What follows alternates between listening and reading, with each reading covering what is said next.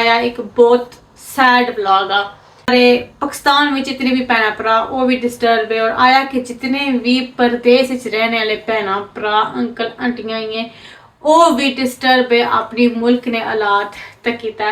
पंजाब बहुत ज़्यादा फ्लड होया, बहुत बड़ा ही इफेक्ट होया। आज नारायण का गान क्लाउड्स बर्स्ट भी होए सन, ग्लेशियर भी फटे सन। हम दुआ है या अल्लाह पाक के सारे मुल्क की आजमाइशा खत्म हुई जाए, अल्लाह पाक अपने मुल्क पर रहम फरमान करम करन।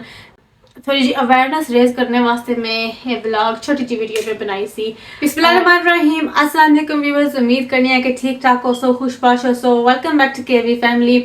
आज ने व्लॉग ना करने आगाज और आज ने व्लॉग ना टाइटल ते थंबनेल तक कि समझी गए कि आज ना व्लॉग किस तरीके ना होसी। आज ना व्लॉग एक नॉर्मल व्लॉग नहीं होने लगा। आज ना व्लॉग आया एक बहुत सैड व्लॉग आ, बड़ा ही डिस्टर्बिंग व्लॉग आ। मैं भी डिस्टर्ब हाँ, सारे पाकिस्तान में जितने भी भैन भरा वो भी डिस्टर्ब है और आया कि जितने भी परदेस रहने वाले भैन भरा अंकल आंटियां हैं वो भी डिस्टर्ब है अपनी मुल्क ने हालात तक किया। तो यकीन कर सो दिन सो सोशल मीडिया पर वीडियोस तो सभी तकियां हो सन, न्यूज़ पर भी तो सभी वीडियो तकियां हो सन, आज मैं भी तकियां तकीता एक दिल विच इतना दुख होना आ। पास्ट फ्यू मंथ गुजरे असा ने मुल्क वास्ते, असा ने पाकिस्तान वास्ते, असा ने आज़ाद कश्मीर वास्ते बड़े ही मुश्किल रहे। ठीक है, पहला इंडिया और पाकिस्तान ने दरमियान टेंशन से वॉर सी, बहुत सारे भैन भरा असा ने जानी नुकसान भी होया, असा ने फौजी भाई भी शहीद होए, बहुत नुकसान उसलै भी होया, उसलै भी दिल बड़ा दुखिया सी। और हुन जरा सिलसिला चलना पाया, क्लाउड बर्स्ट, फ्लड्स भी आए वे, सैलाब वगैरह आए वे और जो अफेक्ट होए सारे भैन भरा सारे असा इत्थे पे ते भावें असा परदेस विच आ, पर जेह्ड़े परदेस विच रहने ना भैन भरा उन्हां की अपने मुल्क नाल उन्हां के जेह्ड़े पिछले उन्हां ने भैन भरा उन्हां ने फैमिली है उन्हां वास्ते दिल दुखना ते उन्हां वास्ते हर वेले में आनियां परेशानी लगी भी रहनी कि अल्लाह पाक उन्हां की सलामत रखन। तो मैं बस ये दुआ करनी है कि असा ने मुल्क की अल्लाह पाक हिफ्ज़ अमान च रखा है, असा ने मुल्क ने बंदियां की अपने हिफ्ज़ अमान च रखा है। जितने भी दुख तकलीफा परेशानियां आईयां असा ने बंदियां पर आए हुए अल्लाह पाक निजात अता करन तो असा ने मुल्क पर रहम फरमान, आमीन। तो ये पता कि मनसून ना सीजन आ, तो मनसून ने सीजन विच बारिशां बहुत ज़्यादा हो रही आईयां और बारिशां ने होने की वजह से जितने भी डैम है वो फुल हो गए और नाल ही इंडिया ने तरफों पानी भी छोड़िया गया। जैसे कि पता हो कि त्रै दरिया, रावी दरिया सतलुज और दरिया चनाब और इंडिया ने तरफों उन्होंने वाटर फ्लो अशनाया। सो इंडिया ने भी होए सन बारिशां, मानसून बारिशां जिस तरह से पाकिस्तान होए सन, तो उन्होंने भी अपना पानी छोड़ी दिता वो सारे पाकिस्तान दर आई गया। खास कर सारा पंजाब बहुत ज़्यादा फ्लड होया, बहुत बड़ा ही इफेक्ट होया। आज नारायण का गान क्लाउड्स बर्स्ट भी होए सन, ग्लेशियर भी फटे सन।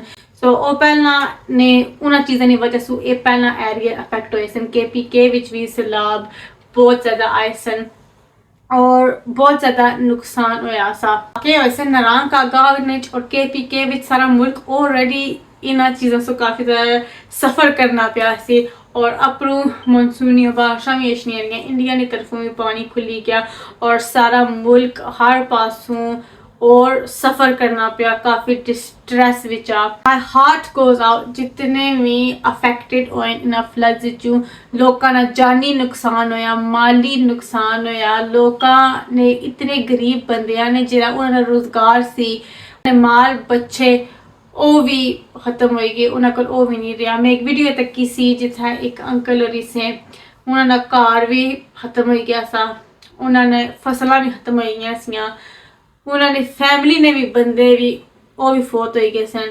और जेरे उन्होंने माल बच्चा सी वो भी खत्म हो गया सी। वो बई तो इतने बेबस से उन्होंने अखां विच उन्हां विच इतना दर्द सा कि सैलाब आया तो उन्होंने जितनी भी उन्होंने पूरी जिंदगी सी सैलाब एक किस्म की नहीं तो रुरी गई, सारा कुछ रुरी गया। ये सैलाब आया या लोगों ने घर तबाह होए, नुकसान होया। पंजाब पे जितने भी दरियाए ने कोल छोटे छोटे ग्रां सन वो तकरीबन सारे डुब्बी गए। हाली ग्रां नहीं बड़े सोसाइटियां भी डुब्बी गई, सोसाइटियां जेह्ड़ियां बनदियां सन दरियाए ने कोल ओह् भी डुब्बी गेइयां। जेह्ड़े लोकां करोड़ां रुपए ने मकान उत्थै बनाए हुए सन, जेह्ड़े करोड़ां दे स्हाबा पर मकान बनाए हुए सन, जेह्ड़ी उ'नें अपने घर दी फर्निशिंग डेकोरेटिंग कीती हुई सी ओह् भी सारा गया रुढ़ी। ते जिसलै अस सोसाइटी दे बारे सोचने अस सोचने आं इक very well maintained, very well secure, liveable luxury, अस लग्जरी सोचने आं ना कि जिसलै अस सोसाइटी दे बारे सोचने आं तां ओह् सारा गया रुढ़ी, तां ओह् भी हुन डुब्बे दे। इसलै साढ़े मुल्क विच बहुत सारा नुकसान होना पिया।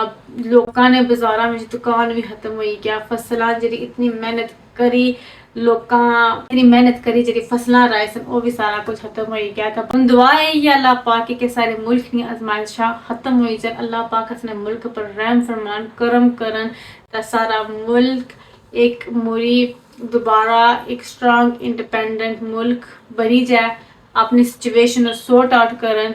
और जितने भी बंदे इन्हां चीज़ां से अफेक्ट होए उन्हें अल्लाह ताला उन्हें सब्र देन। आई नो के कहना सौखा है क्योंकि कई बंदियां ने उन्होंने सब कुछ खत्म हो गया, पर अल्लाह ने ज़ात देने वाला है और अल्लाह ने ज़ात भी सब्र देने वाला। तो बस दुआ यही करी सकते कि अल्लाह पाक अपना करम सारे पर करन। बड़ा ही टफ टाइम आ और असा जेह्ड़े प्रदेश च बंदे बैठे ने अस भी हेल्प करी सकने आं। काफ़ी ज़्यादा फंड्स चैरिटी फंड्स शुरू हुए में इस सैलाब ने मतलब अस उन्हें डोनेट करी सकने आं। जेह्ड़े सारे लव्ड वंस पिच्छा इस चीज़ को सफ़र करने पे अस उन्हें की भी हेल्प भेजी सकने आं। तां बस इतना ही अस करी सकने आं सिवाय दुआ। सो थोड़ी जी अवेयरनेस रेज करने वास्ते मैं ये ब्लॉग छोटी जी वीडियो में बनाई सी क्योंकि बंदा इस चीज़ की इग्नोर नहीं करी सकना। इला जिसलै न्यूज़ा तको फोन खोलो फोन तको यही चीज़ हर बंदे की दिसनी है और बंदे की तकलीफ भी होनी है। तकी तो आया कि बंदे की और कुछ करने का दिल नहीं करना या कोई व्लॉग बनाने का दिल नहीं करना। So I just felt right to talk about this topic as well. Vlog edit करने पे इसके और हमारे दिमाग का गल आई सी तो मैं सोचा मैं शेयर करा थोड़ी जी यूजफुल इंफॉर्मेशन है कि आया कि अगर तुसें पता है कि पाकिस्तान तुसें एरिया विच फ्लड अलर्ट जारी होया वा या उत्थै तुसें कोई लव्ड वंस रहने कोई रिश्तेदार पिछे रहने तो उन्हें विद इन गुड टाइम से उन्हें दसी छोड़ो कि तुसान फ्लड अलर्ट जारी हो गया या कई दफ़ा उन्हें बंदे को नहीं पता लगना या बंदा कंफ्यूज होना या तो उन्हें एक लिस्ट जारी हुई हुई है कि अगर तुसें इवैक्यूएट करना पे गया वा केह्ड़ी चीज़ां नाल खरीद सकने। जाहिर सी गल्ल है कि बंदा अपने घर हर चीज़ फर्नीचर वगैरह नहीं खरीद सकना। जेह्ड़ी चीज़ वैल्यूएबल होनी है तो जो कुछ बंदा होना या कोल वो हाली चाहिए तो बस नसी सकना या। सो लाजमी आपने जितने भी इंपॉर्टेंट डॉक्यूमेंट्स होने बंदे ने CNIC पासपोर्ट बर्थ सर्टिफिकेट जितने भी इंपॉर्टेंट डॉक्यूमेंट है घर वो तुसा लाजमी अपने नाल खरो अगर तुम इवैक्यूएट किए गए हो क्योंकि बाद ना कोई पता नहीं होना आया कि तुम वापस मुड़सो कि उत्थै घर हो सी ना हो सी। मोबाइल फ़ोन वगैरह चार्जर और कोई इस तरीके की इंपॉर्टेंट चीज़ां एक वार्निंग में थोड़ी जी देई छोड़ा क्योंकि अल्लाह ने कमना कोई पता नहीं होना। तो अगर कुछ ने हेल्प हो जाए हमारी इंफॉर्मेशन देने नाल तां कियां ना मैं दें। सो या आई एम सॉरी कि नॉर्मल ब्लॉग थोड़ा डिफरेंट सी बट मैं ये चीज़ फील किया सी। सो आई थॉट कि मैं शेयर करा जिस तरह मैं हर चीज़ भैन भरा नाल मैं शेयर करनी है।